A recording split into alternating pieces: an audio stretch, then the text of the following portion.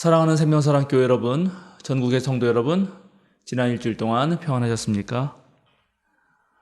오늘 예배에 참여하신 여러분 모두를 생명과 평화의 예수 그리스도의 이름으로 환영합니다. 오늘은 성령 강림 후 9번째 주일입니다. 제가 안식년 기간이지만 지난 공동회에서 저를 다시 신임해 주신 것에 대해서 감사드리고 또 안식년 중간 보고도 드릴 겸 오늘 강단에 섰습니다. 지금 우리가 매우 무더운 여름 한복판을 지나고 있지만 하나님의 위로의 손길이 여러분과 함께 하시고 또 성령의 시원한 바람이 여러분들에게 불어오기를 빕니다. 오늘로 해서 우리 성경학교 이제 모두 마칩니다.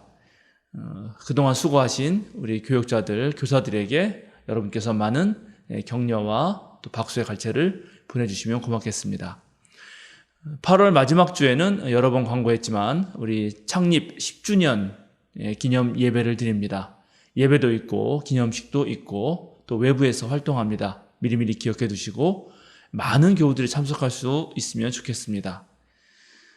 제가 알림과 사귐 시간에 지난 1월 공동회에서 우리가 허락했던 안규식 목사님을 잠깐 소개하는 시간 갖도록 하겠습니다.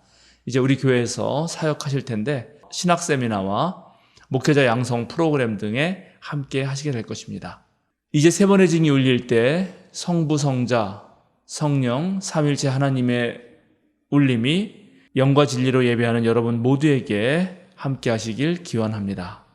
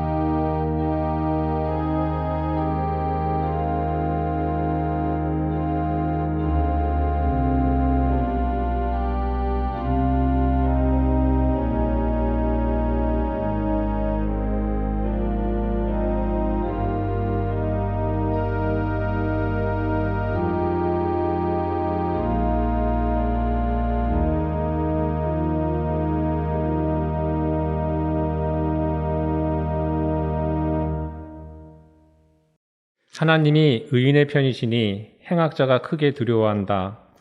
행악자는 가난한 사람의 계획을 늘 좌절시키지만 주님은 가난한 사람을 보호하신다.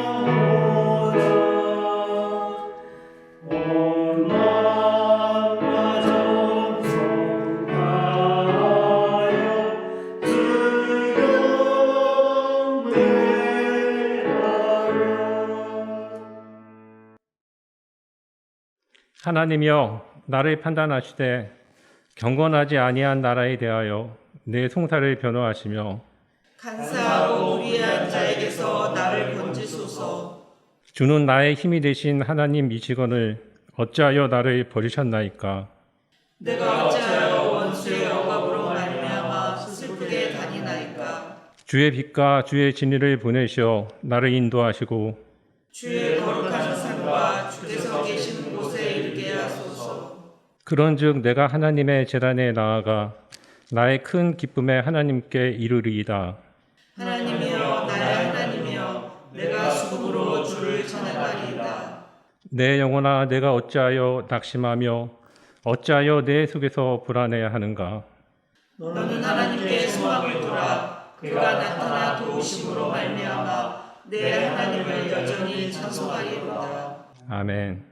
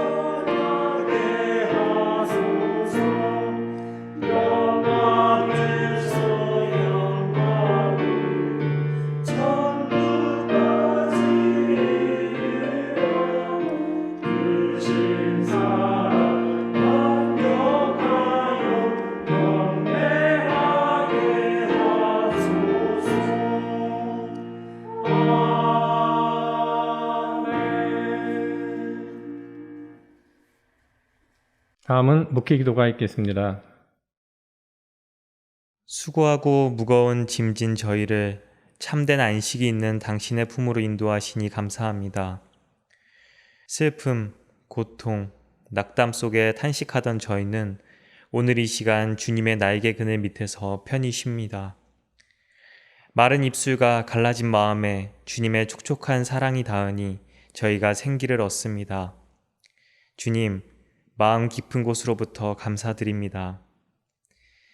이 시간 주님의 은총을 힘입어 저희의 죄를 고백합니다.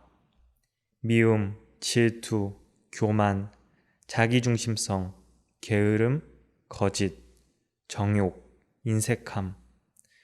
세상에서 지극히 평범하게 여겨지는 이것이 주님 앞에 설 때야 비로소 주님의 뜻을 거스르는 죄임을 깨닫습니다.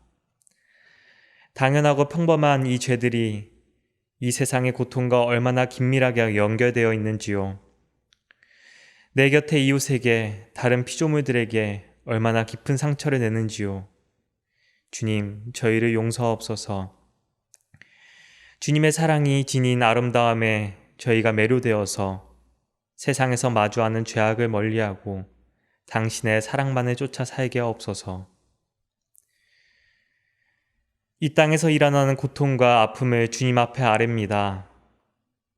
전쟁과 팬데믹, 기후위기, 기근, 차별, 소외와 억압, 당신의 뜻이 가려진 수많은 현장들이 있습니다. 그곳에는 언제나 힘없고 가련한 이들의 삶이 있고 그들의 눈물이 있습니다. 주님의 위로와 자비를 구합니다. 저희가 저희의 안전과 안락함에만 눈이 멀어 세상에 아픔과 눈물을 흘리는 이들을 외면하지 않고 주님의 위로와 주님의 자비의 손과 발이 되게 하옵소서. 주님께서 친히 발의 등불과 길의 빛이 되어 주셔서 생명사랑교회를 지난 10년간 이끌어 주신 은혜가 참으로 놀랍습니다. 오직 주님께 감사와 찬양을 드립니다. 지난 10년의 걸음을 차분히 돌아보고 앞으로의 10년을 계획하며 주님의 지혜를 구합니다. 우리 교회가 더욱 하나님의 뜻만을 추구하는 교회로, 하나님 나라를 이루고 경험하는 교회로, 우리 삶의 진정한 의미를 발견하는 교회로 성장하게 하옵소서. 생명사랑 교우들은 함께 손잡고 걸어온 서로를 더 소중하게 여기게 하시고 저희를 당신의 거룩한 친교로 경이로운 우정으로 이끌어 주옵소서. 오늘 한문더 목사를 통해 선포되는 말씀에 저희가 집중하게 하옵소서. 오늘 말씀으로 저희가 하나님의 백성으로 다시 거듭나게 하옵소서. 주님의 종이 된다는 것에 기쁨과 경의를 깨닫게 하옵소서. 세상에서 알량한 자존심을 내세우며 남에게 보이고 싶은 가면을 쓰고 그것을 우리 자신으로 여기며 살던 우리가 이 시간 당신을 예배하고 말씀의 날을 열며 주님의 백성, 주님의 종, 참 인간으로 다시 거듭나게 하옵소서. 우리 주님 예수 그리스도의 이름으로 기도합니다. 아멘.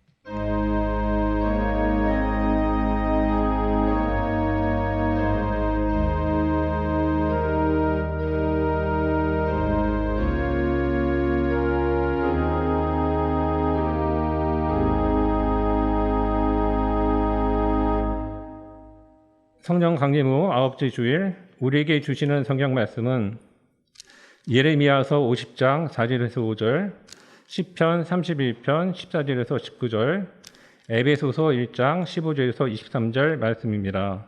먼저 예레미야서의 말씀을 한 절씩 교독하시겠습니다. 그날이 오고 그때가 되면 이스라엘 백성과 유다 백성이 다 함께 돌아올 것이다. 나 주의 말이라. 그들은 울면서 돌아와서 그들의 하나님 나 주를 찾을 것이다. 그들은 시온으로 가는 길을 물어보며 이곳을 바라보며 찾아올 것이다. 돌아온 그들은 나 주와 언약을 맺을 것이다.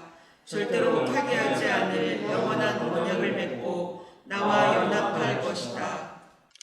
다음은 시편 31편 14절에서 19절 말씀입니다. 한 절씩 교독하시겠습니다. 누가 뭐라고 해도 나는 주님만 의지하며 주님이 나의 하나님이라고 말할 것입니다. 내 앞날은 주님의 손에 달렸으니 내 원수에게서 내 원수와 나를 박해하는 자들의 손에서 나를 건져 주십시오. 주님의 환한 얼굴로 주님의 종을 비추어 주십시오. 주님의 한결같은 사랑으로 나를 구원하여 주십시오.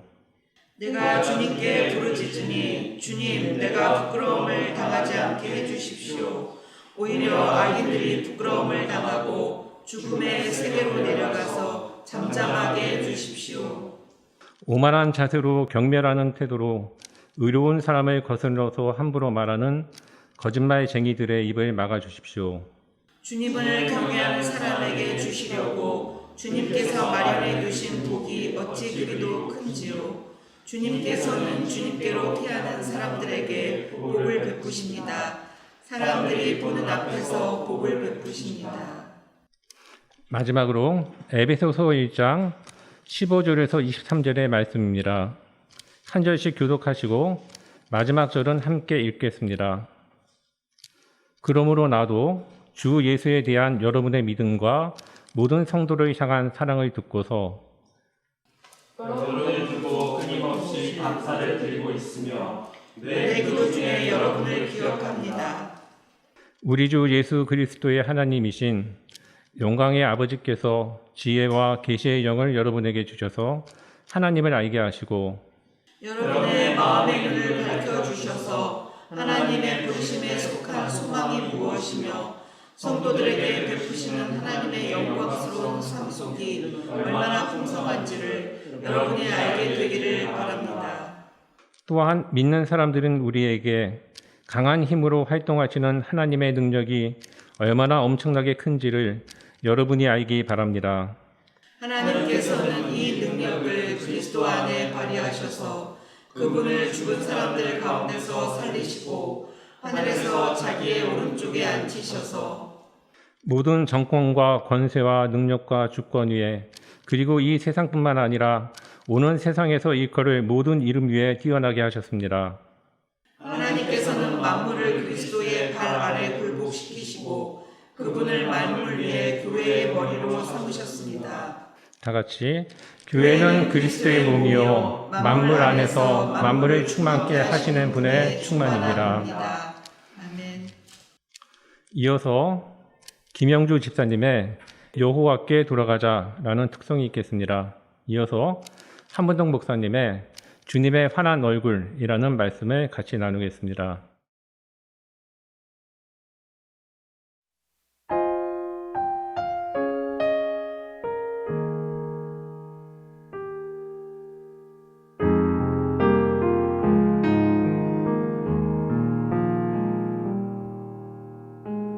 내 백성이 나를 떠나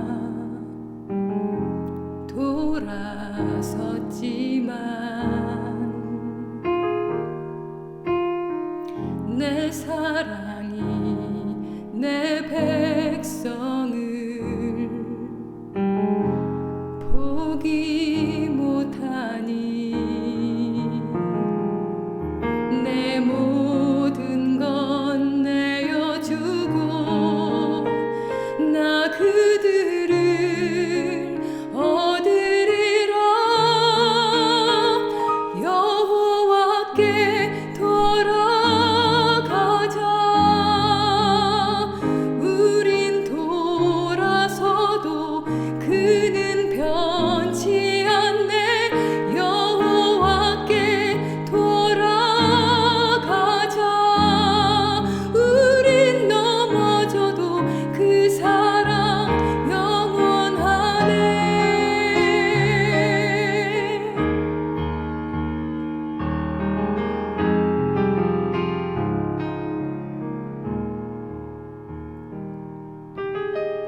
내 백성이 나를 떠나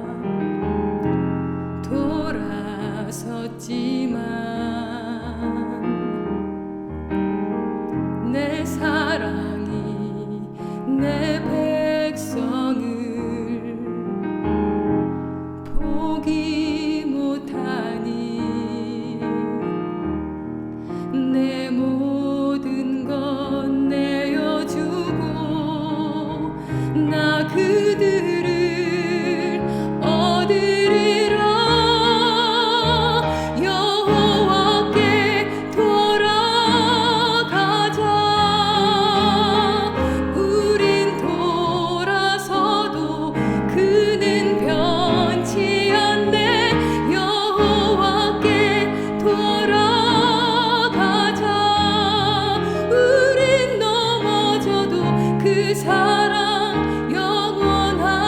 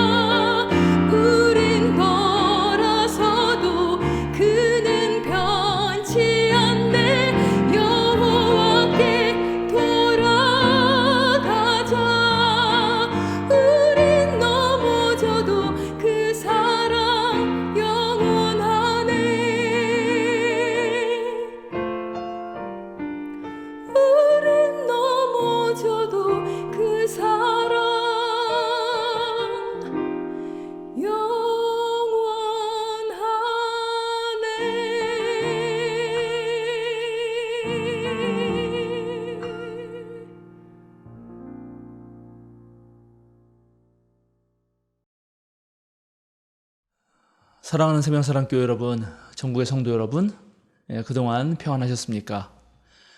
우리는 지금 여름 한복판을 지나고 있어서 하루하루 무더위 속에 지내고 있습니다. 또 지난 며칠 동안은 밤새 폭우가 쏟아지기도 했습니다.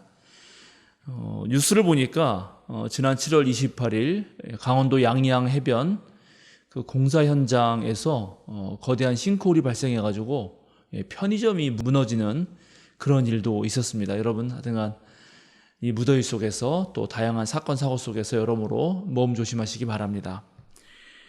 저는 우리 생명사랑교회가 저에게 준 안식년을 잘 보내고 있습니다. 안식년 기간 중이지만 여러분 공동회에 오셔서 저를 신임해 주신 것에 대해서 감사드리고, 또 지난 3개월 동안 제가 어떻게 보냈는지도 알려드리고, 남은 또 3개월의 안식년을 어떻게 보낼지도 말씀드리려고 합니다.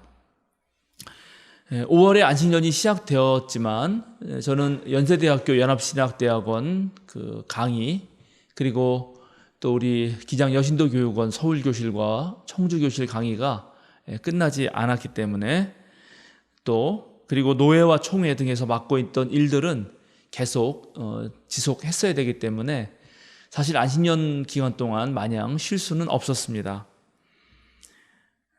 안식년이라는 단어의 뜻은 말 그대로 편안히 쉬라 이지만, 그러나 안식년의 참된 의미는 여러분들께서 늘 기도하실 때마다 저를 생각하시면서 말씀하시듯이 다음 목회를 구상하면서 재충전의 시간을 갖는 것입니다.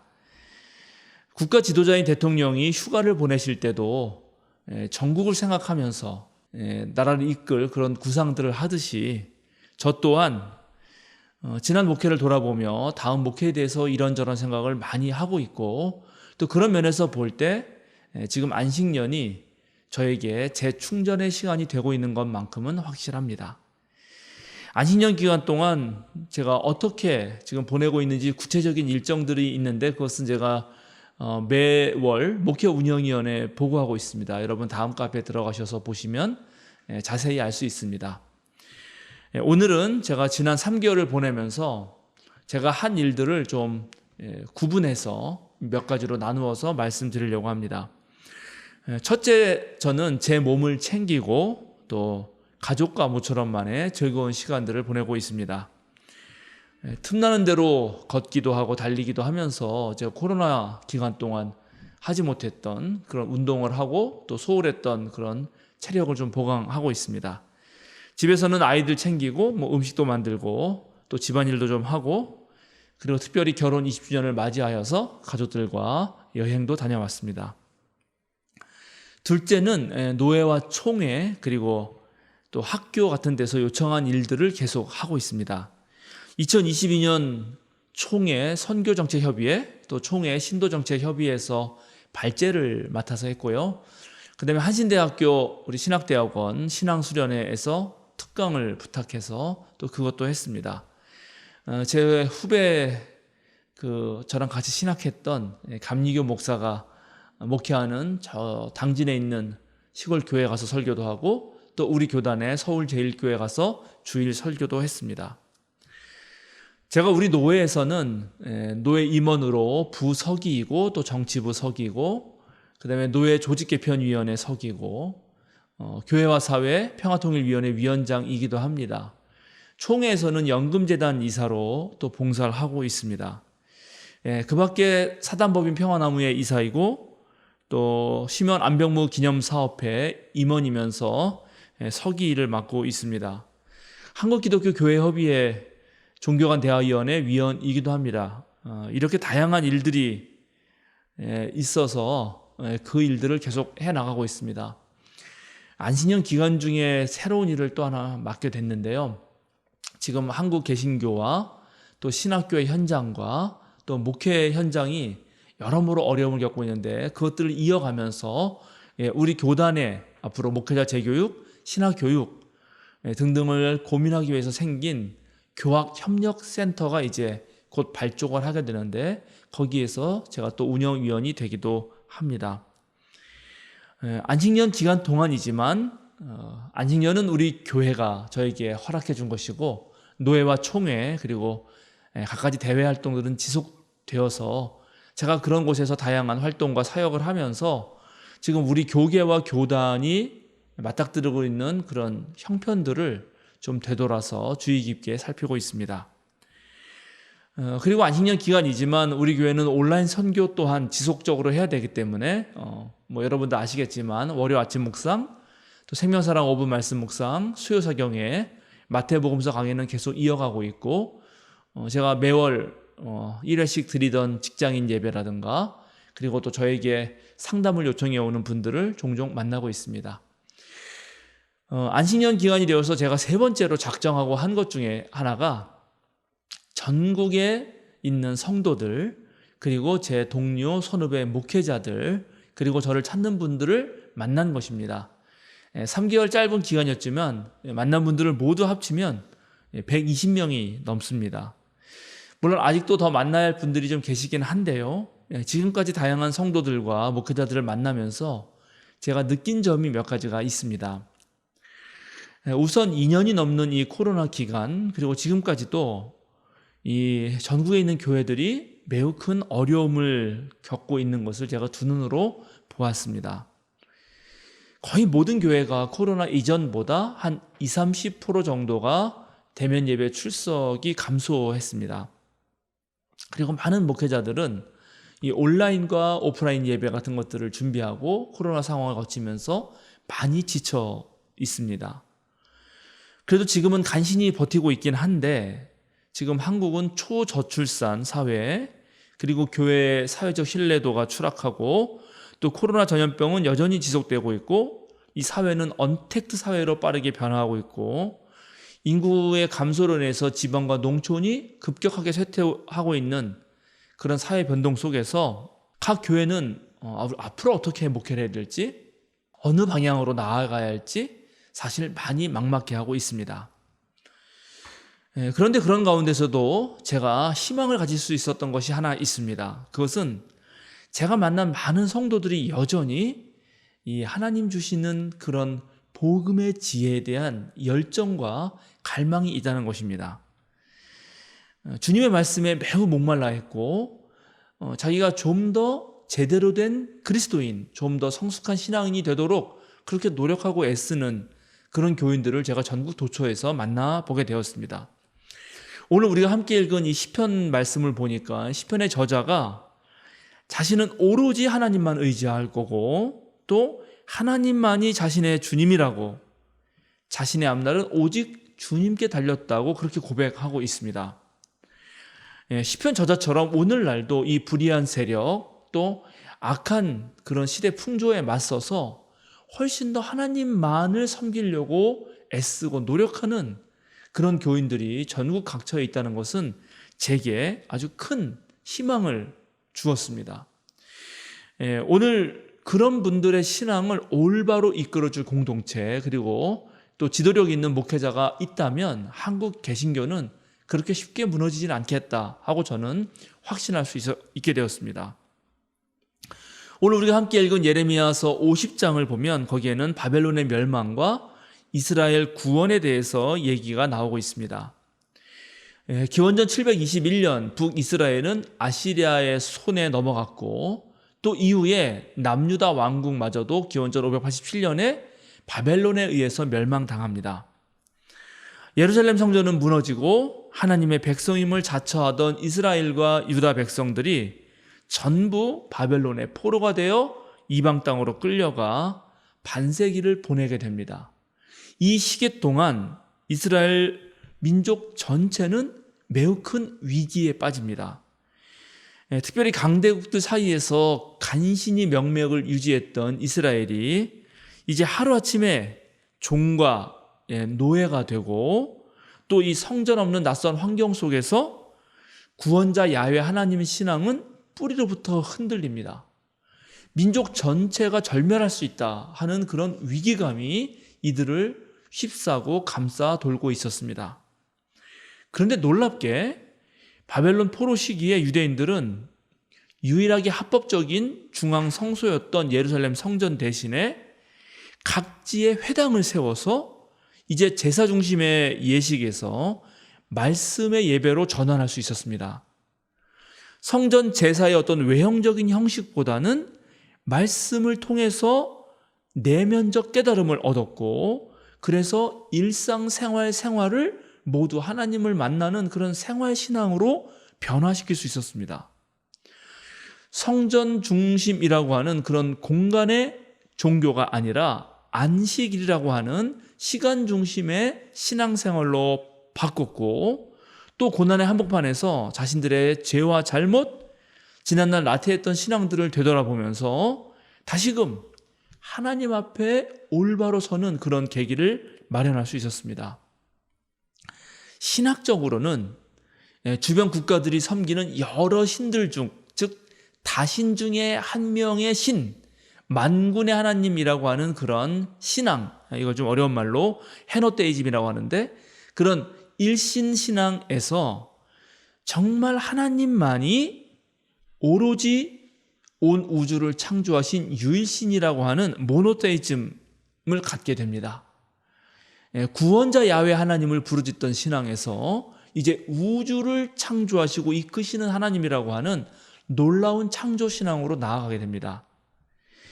예언자 예레미야는 이스라엘 백성과 유다 백성 모두가 바벨론 포로로 생활을 마치고 함께 울면서 돌아와서 하나님을 찾고 절대로 파기하지 않을 영원한 언약을 하나님과 맺으면서 하나님과 하나가 될 거라고 그렇게 말하고 있습니다.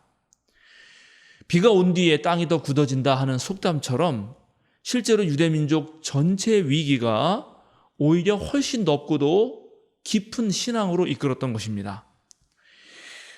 저도 지금 한국교회의 이 위기 상황을 부정적으로만 보지 않습니다.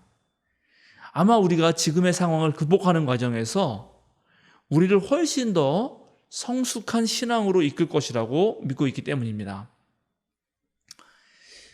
담임 목사가 교회를 6개월 동안 비운다는 거, 그거 쉬운 일 아닙니다. 담임 목사가 없어도 우리 부교역자들과 교인들이 잘 해 나갈 수 있으리라는 신뢰가 있을 때만 가능합니다. 그리고 지금 생명사랑교회의 담임 목사 안식년은 이번이 처음이기 때문에 사실 이것도 하나의 도전이고 모험입니다. 그러나 이런 과정들을 통해서 우리 교인들이나 부교역자들 모두가 하나의 신앙 훈련이 되고 또 이게 새로운 이정표가 될 수 있을 것입니다. 어쨌든 이제 안식년을 시작해서 제가 지난 3개월을 지나고 보니까 정말 놀랍게 제가 없는 가운데서도 우리 생명사랑교회 예배와 활동은 모든 면에서 잘 이루어졌습니다. 저는 매우 뿌듯하고 아주 좋았습니다. 저는 혼자 또는 가족과 함께 집에서 온라인으로 우리 주일 예배를 드리게 됐는데 그 시간이 무척 은혜로운 시간이었습니다. 저는 이제 텔레비전을 켜놓고 유튜브를 트는데 텔레비전 화면도 좋고 영상의 질도 매우 깨끗하고 또 우리 부교역자들의 설교와 다양한 강사 또 우리 분들이 해주시는 그런 설교를 들으면서 저도 많은 것을 배우고 느낄 수 있었습니다. 정말 우리 교회는 작은 교회지만 아주 단단하고 그런 짜임새 있는 목회와 교육으로 좋은 정말 일꾼들, 신앙의 일꾼들을 길러내는 교회라는 것을 다시 한번 확인할 수 있는 시간이었습니다. 사실 무척 자랑스러운 그런 일입니다. 그러나 그럼에도 불구하고 지금 우리가 맞닥뜨리고 있는 현실은 그렇게 녹록지 않습니다. 우리가 풀어나가야 할 과제도 사실은 매우 많이 있습니다. 지금 전 지구는 복합적 기후재앙으로 몸살을 앓고 있습니다. 여러분 뉴스 보셨겠지만 그 미국의 사막 한가운데 있는 그래서 1년 내내 비가 거의 내리지 않는 라스베가스가 있는데요. 지난 7월 28일에 거기에 갑작스런 폭우가 내려서 물바다가 되었습니다. 7월 원래 평균 강유량이 8mm밖에 되지 않는 곳인데 그날 1시간 만에 250mm가 내렸습니다. 미국 동부는 그런 식으로 지금 비가 갑자기 쏟아졌는데 서부의 캘리포니아는 계속 불볕더위가 돼가지고 지금 2019년 계속 이어서 산불이 끊이질 않고 있습니다. 최근에 또 산불이 계속 캘리포니아에 이어졌는데 여의도의 70배나 되는 면적을 다 태워버렸습니다. 미국뿐만이 아닙니다. 유럽도 7월에 정말 40도가 넘는 더위로 1,500명이나 되는 사람의 목숨을 앗아갔습니다. 영국 같은 경우는 에어컨이 거의 없습니다. 한 5%밖에 없는데 이번에 너무 더워가지고 아주 극도의 혼란에 빠졌습니다. 이런 기후변화는 지금 인류에게 생존을 위한 기본 환경을 파괴하고 있을 뿐만 아니라 또 앞으로 어떤 일이 더 벌어질지 모른다는 그런 불안감도 가중시키고 있습니다.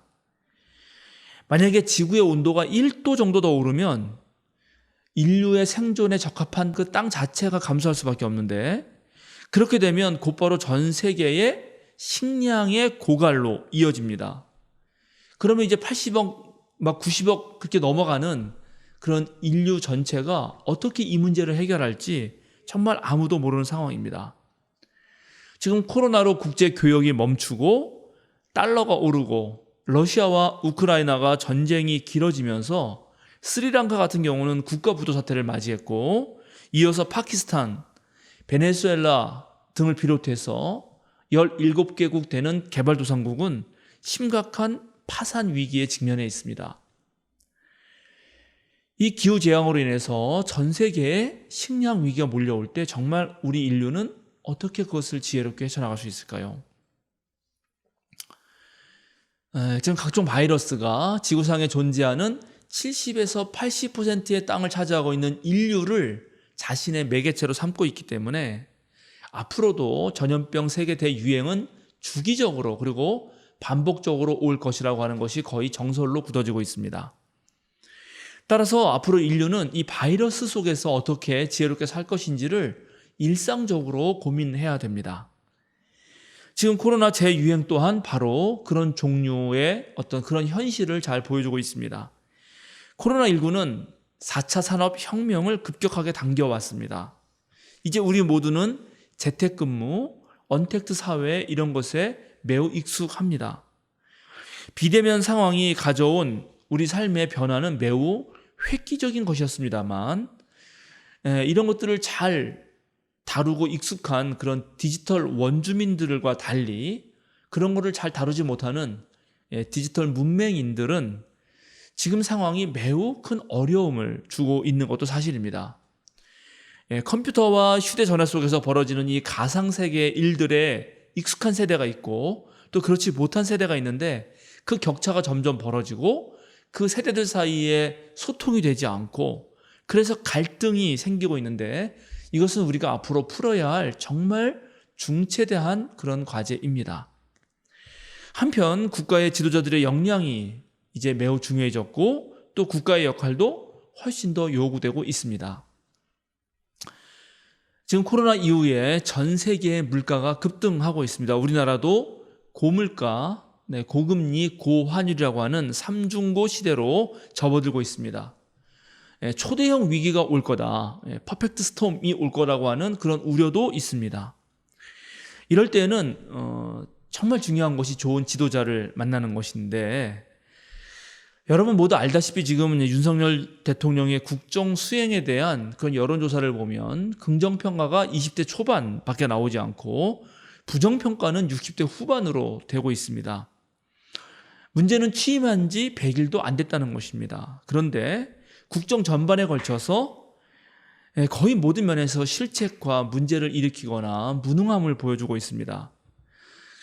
모든 지금 정부를 검찰 일색으로 짜면서 또 게다가 친분 위주의 정실 인사를 했고 민생을 챙기기보다는 전 정권을 때리는 데 몰두를 한다든지 그리고 서민들의 고통을 먼저 챙기기보다도 그 기득권자들의 어떤 이익을 위한 정책을 도입하는 것, 이 복잡한 세상에서 세계가 지금 급변하고 있는데 그럴 때 이 국가가 어떻게 가야 될지에 대한 어떤 비전을 지금 제시하지 못하고 있는데 그러면서도 또 국격을 떨어뜨리는 행동들을 보여주고 있습니다.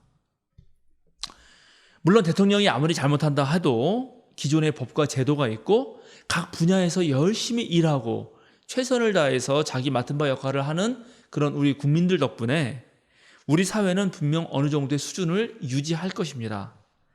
그러나 그럼에도 불구하고 대통령제 그런 중심 국가에서 어떤 대통령의 선택과 결정은 국가의 현재와 미래에 치명적인 그런 위기와 위험을 불러올 수도 있습니다. 우리나라는 특별히 중국과 미국, 러시아와 일본 사이에 끼어 있습니다. 그리고 어찌되었던 지금 전쟁이 아직 종전된 상태가 아니고 북한을 맞닥뜨리고 있습니다. 그래서 국방과 외교 같은 문제는 정말로 무척 신중하게 결정하고 또 처리해야 합니다. 이 밖에 경제와 부동산 정책, 교육 정책 같은 것도 우리 삶에 직접적 영향을 주는 사안들이기 때문에 정부가 어떻게 하느냐에 따라서 우리 사회는 천국이 될 수도 있고 지옥이 될 수도 있습니다. 그래서 사실 정부는 막중한 책임감을 가지고 매사의 모든 일을 신중하고도 아주 이 복잡하게 얽혀있는 이해관계들을 살펴가면서 잘 결정하고 실행해야 합니다. 현대사회학의 아버지라고 불리는 막스 베버는 20세기 초반 제1차 세계대전 이후 지금 극도의 혼란에 빠진 독일 사회와 유럽의 나라를 돌아보면서 이제 젊은 청년들에게 정치란 무엇이고 어떤 정치가를 뽑아야 하는가를 두고 강연을 합니다. 그 강연에서 이상적인 정치가가 어떤 사람인가를 두고 이렇게 말합니다. 정치란 열정과 통찰력을 동시에 가지고 단단한 판자에 천천히 구멍을 강하게 뚫어내는 일이다. 그러나 이 일을 할 수 있는 사람은 지도자임에 틀림없고 지도자일 수밖에 없고 솔직히 영웅일 수밖에 없다. 그의 입장에서 볼 때 이 세상이 너무 어리석다 하더라도 또 야비한 경우에도 좌절하지 않을 사람, 무슨 일에 대해서도 그럼에도 불구하고 라고 말할 수 있는 사람, 오직 이런 사람만이 정치의 소명을 가지고 있다고 할 수 있을 것이다. 막스 베버는 정치인을 두 종류로 나눕니다. 정치를 위해 사는 사람과 정치에 의해 사는 사람, 즉 소명을 가지고 정치를 하는 사람과 밥벌이를 하려고, 즉 자신의 생존을 위해 정치를 하는 사람으로 나눕니다. 그러면서 정치인이 지녀야 할 자질을 열정, 책임, 통찰력과 균형, 감각이라고 말합니다. 정치가의 열정이란 우리가 발딛고 있는 이 세상을 좀 더 나은 세상으로 만들겠다고 하는 그런 올바른 비전에 대한 정열을 말합니다. 열정을 가지고 헌신하는 것입니다. 책임은 내가 국민들에 의해서, 민중에 의해서 선출된 대표자로서 그 본분을 잃지 않는 것, 그리고 자신이 내린 어떤 정치적 결정에 따른 그 결과에 대해서 무제한적 책임을 지겠다는 것입니다. 통찰력과 균형 감각이란 내적 집중력과 평정한 마음을 가지고 현실을 관조할 수 있는 능력, 즉 사물과 사람에 대해서 일정한 거리를 두고 객관적으로 판단할 수 있는 능력을 가리킵니다. 나의 정치적 이상과 지금 우리 사회가 벌어지고 있는 그 현실 사이에서 개인의 정치적 이념과 복잡한 현실의 이해관계 속에서 중심을 잡는 능력이라고 할 수 있을 것입니다. 최근에 영화가 하나 개봉했는데요. 한산입니다. 보신 분도 계시겠죠? 을지문덕의 살수대첩, 또 강감찬 장군의 귀주대첩과 더불어서 한국사의 3대 대첩이라고 불리는 이순신 장군의 한산도 앞바다 견내량 해전을 가리키는 말입니다. 이 전쟁에서 하객진 전술을 통해서 이 해상에서 적군의 배를 이렇게 포위해서 섬멸하는 그런 놀라운 그런 어떤 전술과 전략을 보여준 정말 세계 해전사의 길이 빛나는 그런 전쟁입니다. 이순신이 이끄는 조선 수군은 거북선 3척을 포함해서 모두 55척이었고 일본 수군은 73척이었는데, 그래서 둘이 그 한산도 앞바다에서 맞붙게 되었는데 우리 조선 수군은 단 한 척의 배도 파손됨 없이 적군의 배를 47척을 침몰시키고 12척을 납포하는 대승을 거두게 됩니다. 이 승리로 인해서 일본의 수륙 병행 작전, 즉 육지로도 치고 바다로도 치는 이 수륙 병행 작전은 큰 차질을 빚게 되고 조선 수군은 이제 남해의 해상권을 완전히 다시 회복하게 됨으로써 파죽지세로 무너져 내리던 이 임진왜란의 전세를 완전히 바꾸게 됩니다. 그리고 결국 일본의 침략으로부터 국가를 지키는 밑거름을 만들어냅니다. 김한민 감독에 의해서 재탄생한 이 영화는 애니메이션 기법을 통해서 또 그리고 전쟁의 어떤 긴박함을 그려나가기 위한 어떤 설정이 들어가기 때문에 물론 역사와는 조금 다른 점도 있지만 그러나 국가의 위기 상황 속에서 지도자는 무엇을 어떻게 보여주어야 하는 것에 대해서 아주 매우 잘 그려내고 있다고 생각합니다. 이순신은 최고 사령관으로서 자신이 지금 전투를 벌이고 있는 곳의 지형에 대해서 정확하게 이해합니다. 일기와 날씨에 대해서도 정확하게 파악하고 있고 그것을 어떻게 이용해야 될지를 잘 알고 있습니다. 세부적이고 치밀한 전략 아래서 자신이 거느리고 있는 각 장군들과 병사들의 장단점을 고려해서 군사 배치를 합니다. 제가 매우 인상 깊게 보았던 장면입니다. 하객진을 펼치는데 좌우측에 중앙에 누구를 어떻게 놓아야 할지, 저 적군, 숨어있는 매복하고 있는 적군을 끌어당기기 위해서 누구를 써야 할지, 이런 것들을 전부 다 이순신 장군 머릿속에서 그려내는데 그것을 하려면 각 병사 한 명 한 명의 능력들을 파악하고 있어야 되는 것이죠. 압도적인 대승을 향한 과감한 결단력, 휘하 장수들이 어떤 제안을 했을 때 그것들을 듣고 신중하게 판단하면서도 흔들리지 않는 그 단호함, 그리고 모든 수군이 한 마음과 한 뜻이 되도록 지도하고 이끄는 모습을 통해서 조선 백성들은 힘을 얻고 결국 대승을 쟁취해내고 그래서 조선의 그 위기를 극복해냅니다. 이제 제게 3개월의 안식년이 남아 있습니다. 지난 3개월 동안 저는 많은 만남 속에서 지금 한국 사회가 어떻게 돌아가는지 또 우리 교회의 현실이 어떠한지를 관찰하고 진단했습니다. 이제 남은 기간 동안은 다음 목회를 준비하는 일, 그리고 우리들의 신앙을 훨씬 더 공고하게 해줄 책을 집필하는 일에 집중하려고 합니다. 제가 지난 6년 반의 목회를 통해서 우리 생명사랑교회는 꽤 단단한 기초를 쌓았고 토대를 다졌습니다. 그 반석 위에 앞으로 우리는 훨씬 더 든든한 신앙의 건물을 올려야 합니다.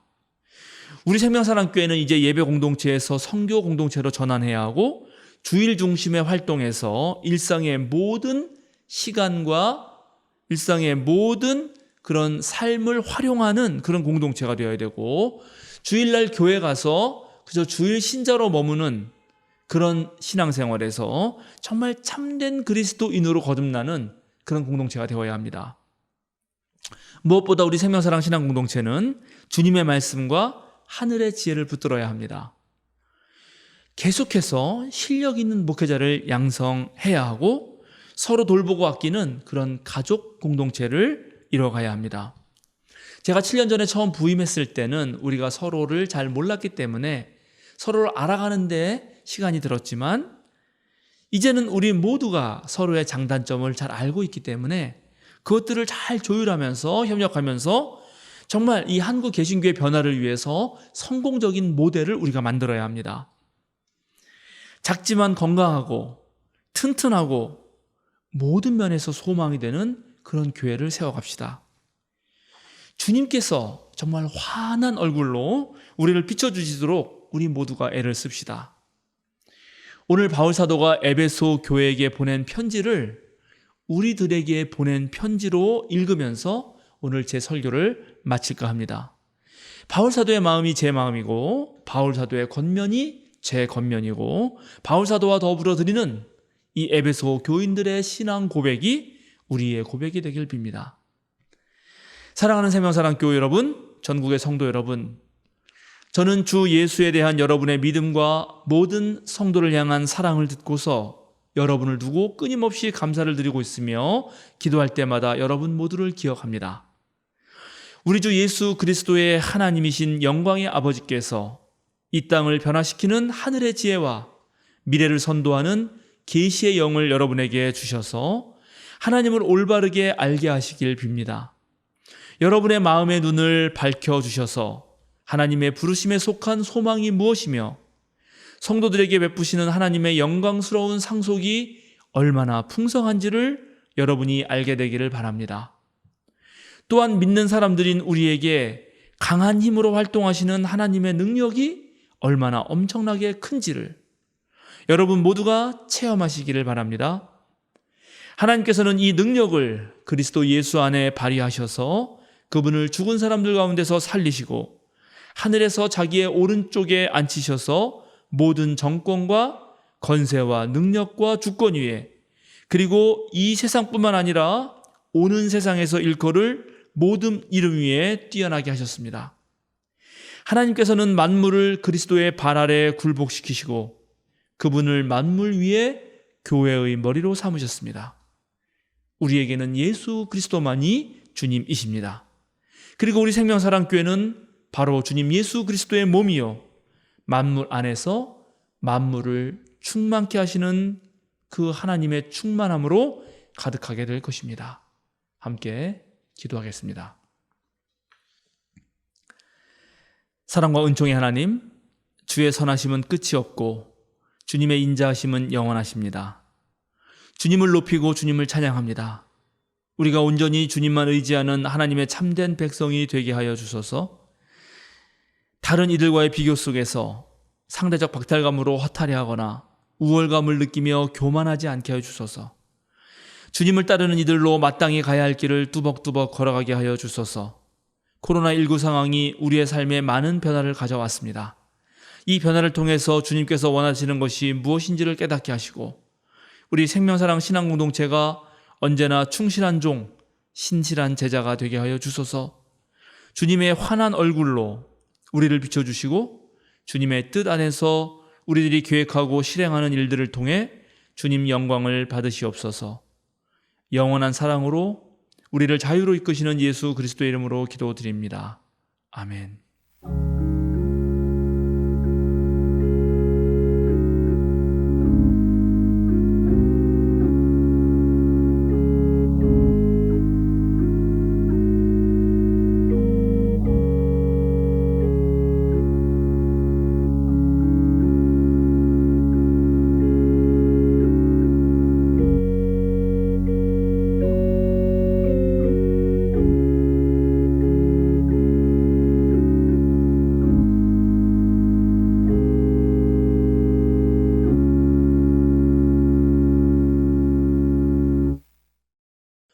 사도신경으로 우리의 신앙을 함께 고백하시겠습니다. 나는 전능하신 아버지 하나님 천지의 창조주를 믿습니다. 나는 그의 유일하신 아들 우리 주 예수 그리스도를 믿습니다. 그는 성령으로 잉태되어 동정녀 마리아에게서 나시고 본디오 빌라도에게 고난을 받아 십자가에 못 박혀 죽으시고 장사된 지 사흘 만에 죽은 자 가운데서 다시 살아나셨으며 하늘에 오르시어 전능하신 아버지 하나님 우편에 앉아 계시다가 거기로부터 살아있는 자와 죽은 자를 심판하러 오십니다. 나는 성령을 믿으며 거룩한 공교회와 성도의 교제와 죄를 용서받는 것과 몸의 부활과 영생을 믿습니다. 아멘. 다 같이 93장 찬송을 하나님께 드리겠습니다.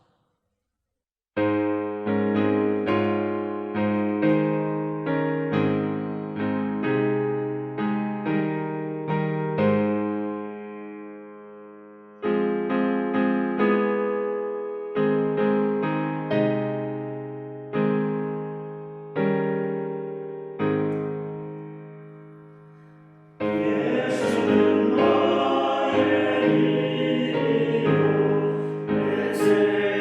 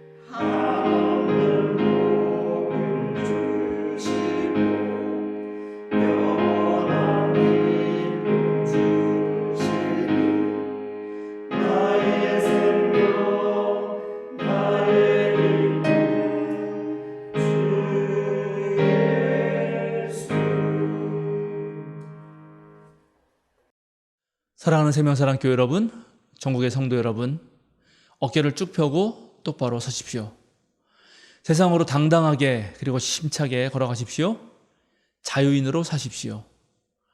주님께서 환한 얼굴로 여러분을 비추십니다. 주님께서 한결같은 사랑을 베푸십니다.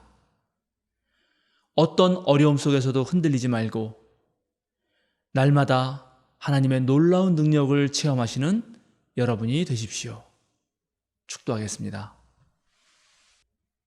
하늘의 따뜻한 바람이 여러분의 가정 위로 부드럽게 불기를, 거룩한 영이 여러분의 집에 들어가는 모든 이들의 마음을 어루만지시고 여러분이 가는 길마다 여러분들의 어깨 위로 늘 무지개가 뜨기를 빕니다. 이제는 성부, 성자, 성령 하나님의 무한하신 사랑과 은총이 생명을 살리고 사랑이 넘치는 세상을 일구는 생명사랑 모든 믿음의 지체들 위에, 함께 예배하고 선교하는 전국의 모든 성도 위에 지금부터 영원까지 함께 하시기를 간절히 축원하옵나이다. 아멘.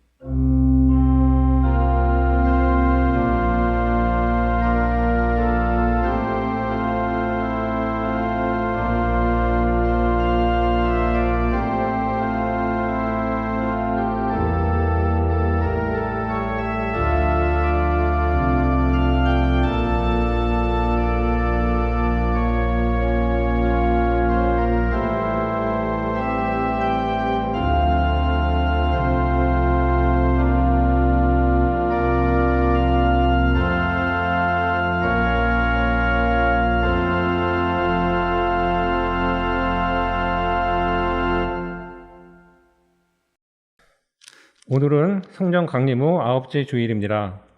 한본동 목사님께서 설교해 주셨습니다. 오늘 예배에 이어서 바로 재직회가 있겠습니다. 안건은 2022년 상반기 결산보고입니다. 오늘 오후 1시 30분에 명랑 페스티벌 보드게임이 있습니다. 교육부와 기획관리부에서 공동 주관하는 행사입니다. 많은 참여 부탁드립니다. 다음 주의 설교는 육성한 목사가 합니다. 오늘부터 안교식 목사가 기장 목사 후보생으로서 사역을 시작합니다. 앞으로 다양한 신학 세미나를 기획하고 진행할 예정입니다. 새 교우를 소개합니다. 김수현 교우입니다. 유치부 어린이부가 우리를 회복시키시는 하나님이라는 주제로 오늘까지 여름 성경 학교를 진행했습니다. 함께 기도해 주시어 감사했습니다. 다음 주 14일 청년 대화 모임이 오후 2시 비대면 모임으로 있습니다. 드라마 나의 해방일지를 보고 함께 이야기를 나누는 시간이 되겠습니다. 8월 28일 주일 창립 10주년 기념 행사가 있습니다. 양주 딱따구리 청소년 수련관에서 진행합니다.